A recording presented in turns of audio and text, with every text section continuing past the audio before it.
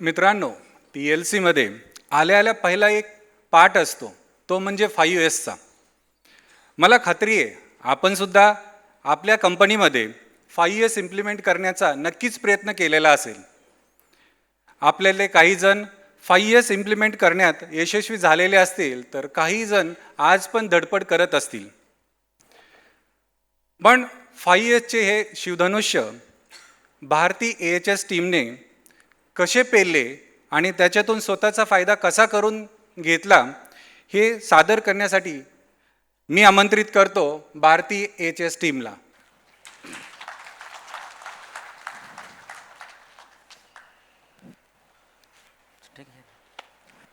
नमस्कार, माझं नाव विजय लक्ष्मण माळी. सर्वप्रथम आजच्या या विजयपथ 2026च्या इव्हेंटमध्ये सर्वांचं स्वागत करतो.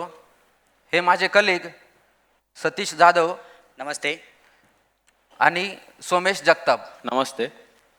आज आपण भारतीय HHS कंपनीने 5S कसा इम्प्लिमेंट केला आणि त्याचे काय फायदे मिळाले हे आज आपण बघणार आहोत.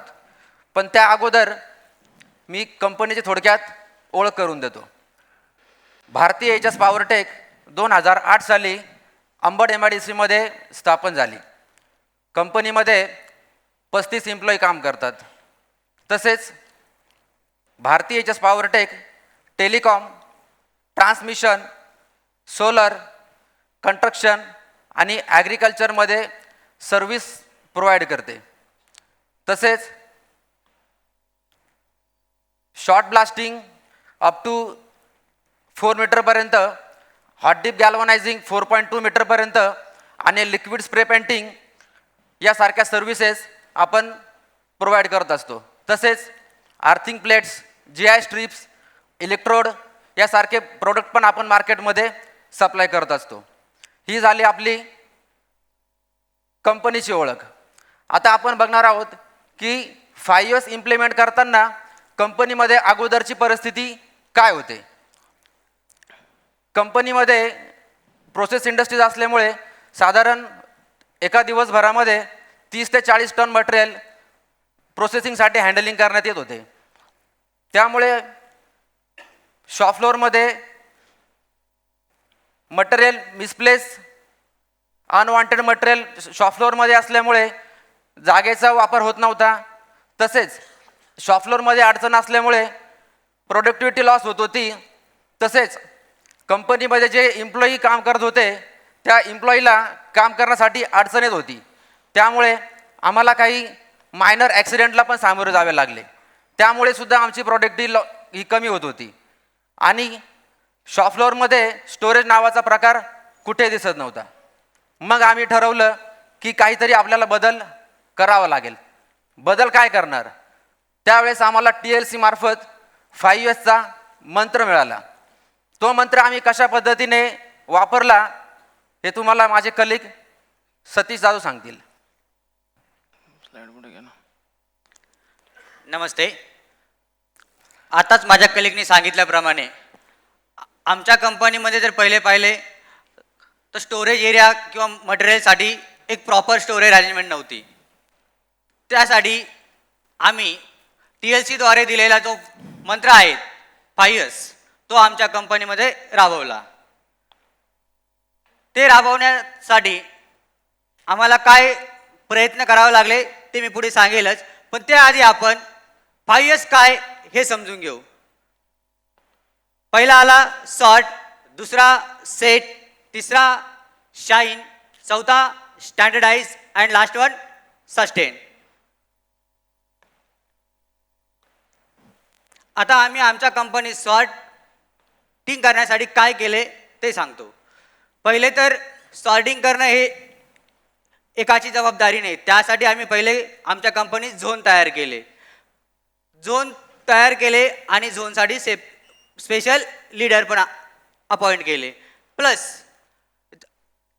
झोन तर तयार झाले, पण आता मग पुढे काय, जे कंपनीमध्ये अनवॉन्टेड मटेरियल असेल, अनवॉन्टेड मटेरियल किंवा जो स्टोरेज रॉ मटेरियल ते आम्ही सेपरेट आउट केलं.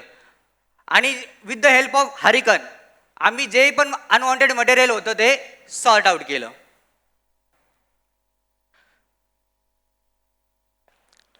तुम्हाला पाहिलं तर आमचं जे सर्व मटेरियल होतं म्हणजे स्क्रॅप रिलेटेड सर्व एका ठिकाणी होतं. आम्ही सॉर्टिंग करताना त्याला सेपरेट केलं. म्हणजे आमचं जे मटेरियल होतं स्क्रॅप असेल, स्क्रॅपमध्ये पण आमचे जसे की GI वायर असतील, बाइंडिंग वायर असतील, सॉलिड स्क्रॅप असतील किंवा प्लास्टिक मटेरियल, ते पण आम्ही सॉर्ट आउट केलं. सॉर्ट करून पुढे आलं ते सेट. सॉर्ट करूनच फायदा नाही, तर मग ते प्रॉपर सेटअप पण पाहिजे. त्यासाठी आम्ही फिक्स लोकेशन केलं, प्लस लोकेट आउट केलं, बट त्याला प्रॉपर लेबलिंग देखील केलं.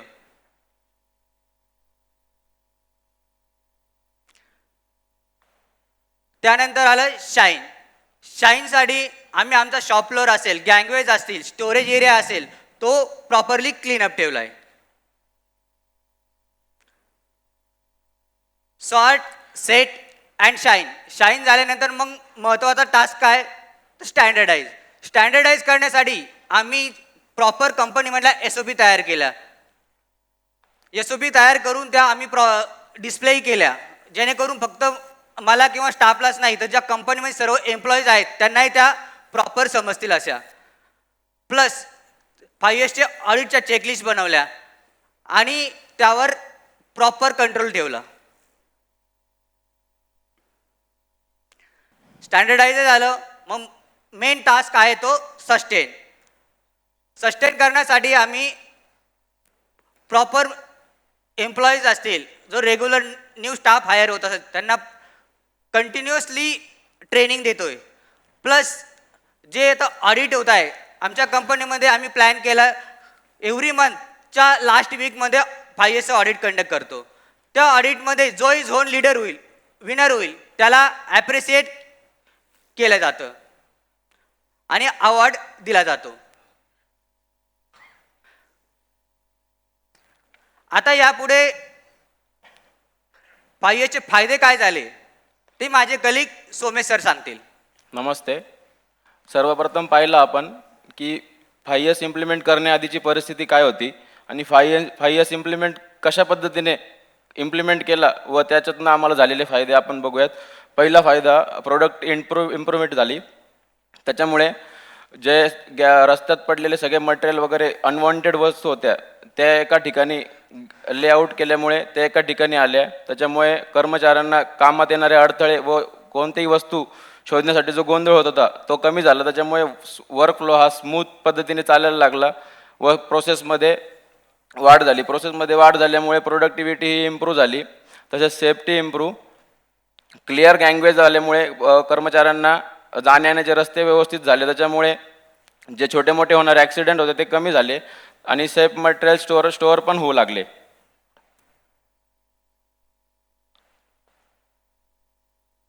तसेच तिसरा फायदा हा झाला की क्वालिटी इम्प्रूव्ह पण झाली. क्वालिटी इम्प्रूव्ह अशामुळे झाले की जे वर्कप्लेसमध्ये जे अडचणी होत्या त्या मोकळ्या झाल्यामुळे कर्मचाऱ्यांना काम करण्यासाठी ज्या अडचणी येत होत्या त्या कमी झाल्या आणि क्लीन एन्व्हायरमेंट असल्यामुळे कर्मचाऱ्यांना काम करण्यासाठी उत्साह निर्माण झाल्यामुळे की जे होणारे डिफेक्ट्स आणि रिजेक्शन होते ते कमी झाले. तसेच स्पेस आणि टाईम युटिलायझेशन झालं. ज्याप्रमाणे झोन क्रिएट केले त्याच्यामुळे अनवॉन्टेड वस्तू ह्या त्या जागेतनं निघून गेल्यामुळे ती जागा आम्हाला रॉ मटेरियल किंवा आमचे जे फिनिश गुड असेल त्यासाठी आम्हाला ती जागा युटिलाइज करता आली. त्याच्यामुळे आमचा बराचसा वेळ आणि बराच वेळ आमचा त्याच्यामध्ये वाचू लागला आणि आमच्या जागेचा आमचं चांगला उपयोग आम्हाला होऊ लागला.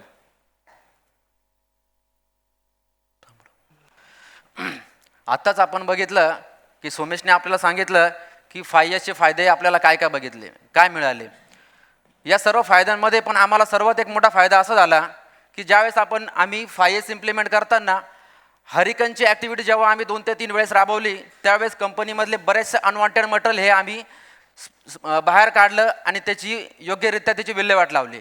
त्यामुळे सॉर्टिंग केल्यानंतरून शॉप फ्लोअरमधला जो पण काही अनयुटिलाइज एरिया होता तो आम्हाला वापरण्यासाठी मिळाला.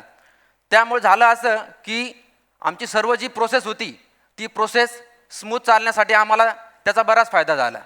तसेच अजून एक गोष्ट अशी झाली की अगोदर आम्हाला कस्टमर फोन करत होते की सर मटेरियल प्रोसेससाठी केव्हा पाठवू. आम्ही त्यांना सांगायचो की 1 ते 2 दिवस लागेल, त्यानंतर तुम्ही मटेरियल प्रोसेससाठी आमच्याकडे पाठवायचं. पण जेव्हापासून स्पेसचं युटिलायझेशन झालं आहे तेव्हापासून आम्ही कस्टमरला फोन करतो की साहेब मटेरियल प्रोसेससाठी तुम्ही लवकरात लवकर पाठवा म्हणून. असं त्यामुळं असं झालं की आमची प्रोडक्टिव्हिटी वाढली. प्रोडक्टिव्हिटी वाढल्यामुळं आमचे डिस्पॅच सुरळीत झाले आणि आमचा सेलची ग्रोथही झाली. हे आम्हाला जे काही शिकायला मिळालं, जे काही लर्निंग आम्हाला मिळालं ते आम्हाला TLC मार्फत मिळालं. TLC मार्फत मिळाल्यामुळे ज्यांच्यामुळे मिळालं ते म्हणजे आमचे ओनर अभिषेक सोनवणे सर, सर्व TLC मेंबर्स, TLC गुरुजन आणि विशेषतः बागवे सर आणि पारेख सर यांचे मी मनापासून आभार व्यक्त करतो. धन्यवाद. अरे वा, एवढा अवघड टॉपिक एवढ्या सिंपल पद्धतीनं तुम्ही समजून सांगितला. किती जण उद्या आपल्या कंपनीमध्ये इम्प्लिमेंट करणार? हात वर कराल? अरे वा, जोरदार टाळ्या, सगळ्यांचाच हात वरती आहे. 5 इयर्स केल्यानं कस्टमरला चांगली आपण सेवा देऊ शकतो, त्याच्यामुळं सेल्स वाढतो. ही आपली नवीन गोष्ट आज आपण इथं शिकलो. अजून काय काय फायदे आहेत आपण त्यांनाच प्रश्नाच्या माध्यमातून विचारू, किंवा 5 इयर्स इम्प्लिमेंट करताना काय चॅलेंजेस येतात. माझा पहिला प्रश्न आहे, बरेच जण तर 5 इयर्स इम्प्लिमेंट करतात, प्रयत्न करतात, व्यवस्थित इम्प्लिमेंट करतात, पण सस्टेनेबिलिटी हा त्यांचा मोठा प्रॉब्लेम असतो. तर 5 इयर्स सस्टेनीसाठी करताना कुठल्या अडचणीला तुम्हाला सामोरं जावं लागलं? सर 5 इयर्स सस्टेन करताना सगळ्यात मोठी अडचण अशी होती की शॉपफ्लोअरमध्ये किंवा कंपनीमध्ये जे काही एम्प्लॉई होते त्या एम्प्लॉईंची जी सवय होती ती सवय पहिले बदलावं लागली. त्यानंतरून त्यांना 5 इयर्सबद्दल वेळोवेळी ट्रेनिंग द्यावं लागल्या. त्यांच्या ज्या काही जुन्या सवयी होत्या त्या त्यांना स्किप करायला लावल्या आणि त्यांना थोडं मोटिवेट केलं. त्यानंतरून थोडं 5 इयर्स इम्प्लिमेंट करण्यासाठी आम्हाला मदत झाली. वा, खूप छान प्रश्नाचं उत्तर दिलं आणि नक्की उद्या ते वापरताना इम्प्लिमेंट करताना फायदा होईल. तुम्हाला 5 इयर्स इम्प्लिमेंटेशन करताना सर्वात मोठी म्हणजे चॅलेंज कोणत्या प्रकारे तुमच्यासमोर उभे राहिलं? सर्वात मोठं चॅलेंज म्हणजे तर लोकांची किंवा जो आमची कर्मचाऱ्यांची मानसिकता आणि शिस्त जी माणसाला कंटिन्यू घेऊन येते ती चेंज करण्यासाठी आम्हाला सर्वात पहिला प्रयत्न करावा लागला. त्यासाठी आम्हाला 5 इयर्सचे ऑडिट आणि त्यांना ट्रेनिंग देणं गरजेचं पडलं. वा, मानसिकता बदलली तर सर्व काही आपण बदलू शकतो. ह्या शेवटच्या प्रश्नातून एकदम सुंदररित्या त्यांनी सांगितलेलं आहे. Thank you so much Bharati S team. Thank you. Thank you.